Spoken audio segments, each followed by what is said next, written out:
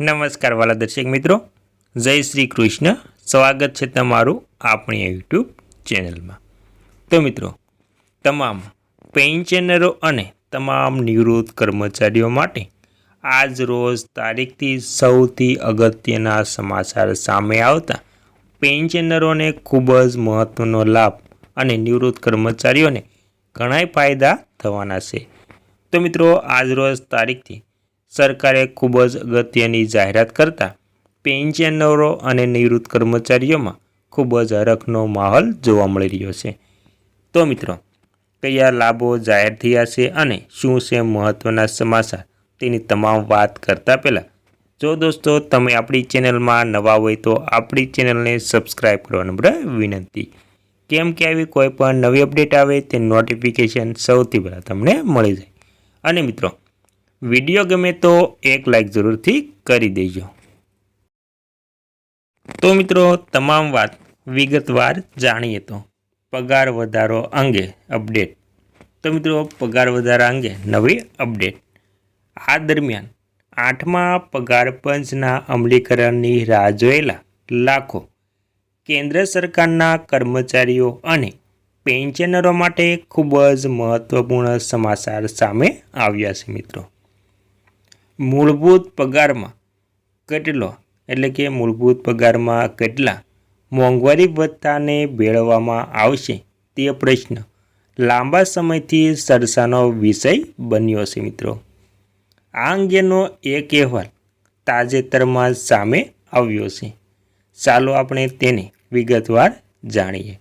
અને મિત્રો, પગારમાં કેટલા મોંઘવારી ભથ્થાને ભેળવવામાં આવશે, પછી ભલે તે 60% હોય કે 70%. મિત્રો, તો સરકારે જાન્યુઆરી 2025માં 8મા પગાર પંચને રચનાની મંજૂરી આપી હતી, પરંતુ તે હજુ સુધી લાગુ કરવામાં આવ્યું નથી.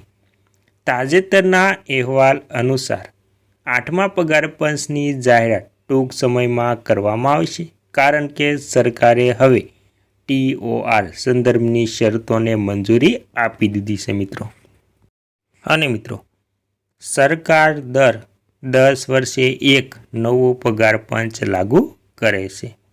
તેનો હેતુ સરકારી કર્મચારીઓને વધતી જતી મોંઘવારીથી રાહત આપવાનો છે. મિત્રો, નવા પગાર પંચના અમલીકરણની સાથે કર્મચારીઓના મૂળ પગાર અને પેન્શન લગભગ તમામ ભથ્થા અપડેટ કરવામાં આવશે.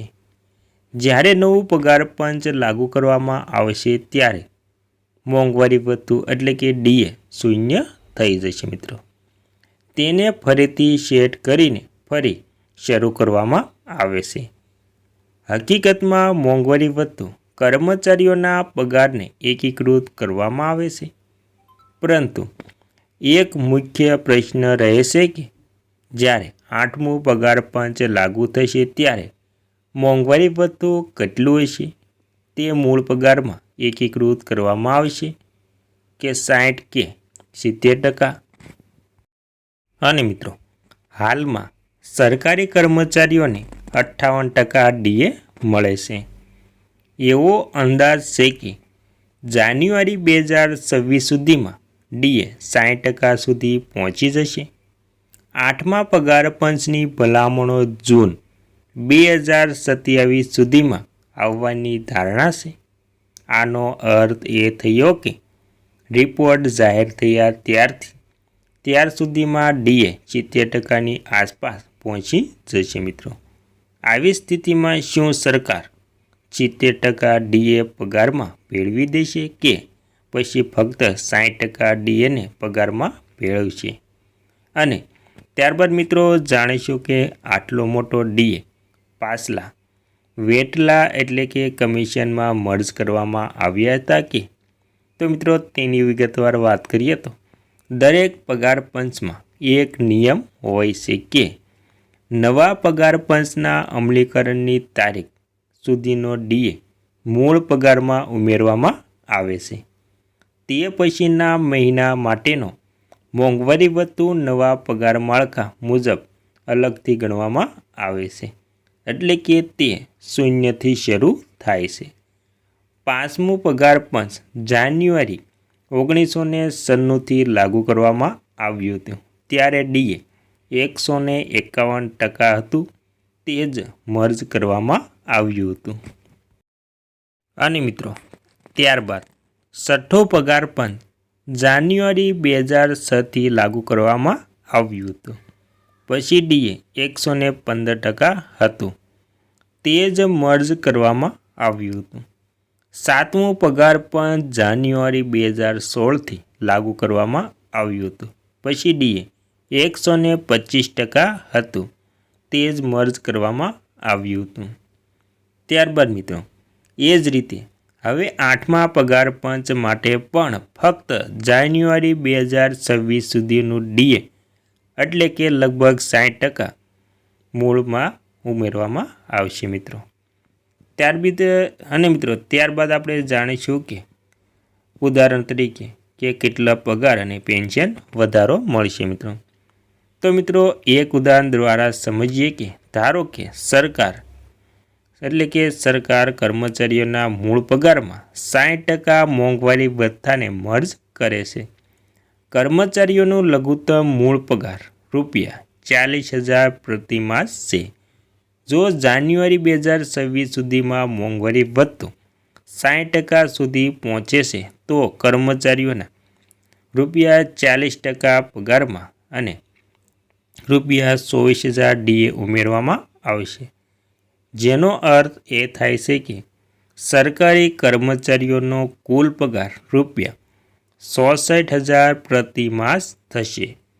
નાણાકીય દ્રષ્ટિએ નવો મૂળ પગાર ₹40,000 ગુણ્યા 1.92 બરાબર 76,800 હશે મિત્રો.